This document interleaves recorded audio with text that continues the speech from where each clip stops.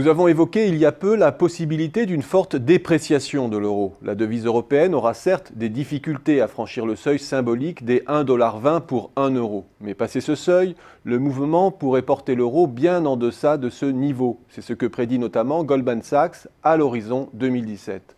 Une projection de 1 pour 1 qui nous paraît crédible. Ce type de prophétie, on le sait, tient du pari. Anticiper le taux de change est l'art le plus incertain dans l'art déjà périlleux de la prévision économique. Je voudrais ici m'attarder sur les conséquences des précédentes dépréciations majeures de l'euro ou du panier des monnaies qui le composaient avant 2000. On en compte deux depuis 40 ans. La première a eu lieu entre le début de 1979 et le début de 1985. La seconde entre la fin de 1995 et le début des années 2000. Quelles conséquences pouvons-nous en tirer ? Que l'Europe est entrée dans son troisième grand épisode d'enlisement aggravé par un désajustement du change et que la sortie est toujours précédée d'une forte correction des parités. Le premier épisode de baisse de l'euro est lié à une volonté de la Fed de casser l'inflation aux États-Unis sous l'égide de Paul Volcker.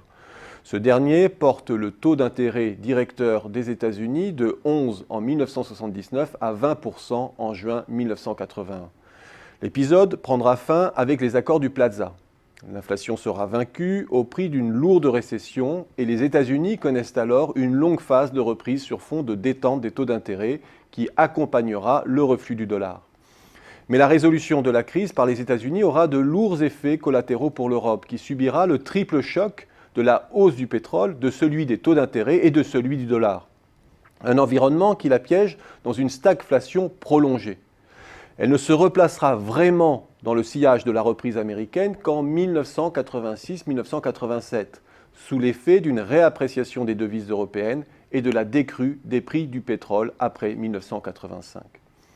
Quelles conséquences en tirer ? Que les États-Unis ont joué la partition qui les arrangeait. America First, en somme. Ce jeu en solo a retardé les ajustements européens et soumis le SME à des tensions extrêmes. Le second épisode, entre 1995 et 1998, est différent. Mais là encore, il se joue sur fond de décalage conjoncturel. Les États-Unis, en lourde récession après la crise des saving loans, vont laisser glisser le dollar. La réunification allemande, au même moment, maintient les taux d'intérêt européens en tension, favorisant la surévaluation de l'euro. Et l'Europe ne parvient pas à se mettre en remorque de la reprise américaine. Le chemin vers l'obtention des critères de Maastricht en est compliqué d'autant. Face à l'impossibilité européenne de s'extraire du piège de la croissance molle, c'est la spéculation des marchés qui va faire sauter le carcan des changes surévalués et des velléités d'arrimage prématuré au Deutschmark. À nouveau, l'Europe prendra avec retard le sillage de la reprise américaine. L'enseignement de cela n'est pas qu'il y aurait un lien mécanique et miraculeux entre la baisse de la parité et la croissance, mais plutôt, que les désajustements du change ont à plusieurs reprises été des facteurs aggravants des crises européennes. 2, que ces désajustements sont subis et découlent de l'incapacité européenne à se coordonner et du primat américain sur le pilotage du change, qu'il utilise à leur avantage dans les premiers temps d'une crise. 3, que l'ajustement du change joue un rôle décisif pour sortir l'Europe de ses impasses.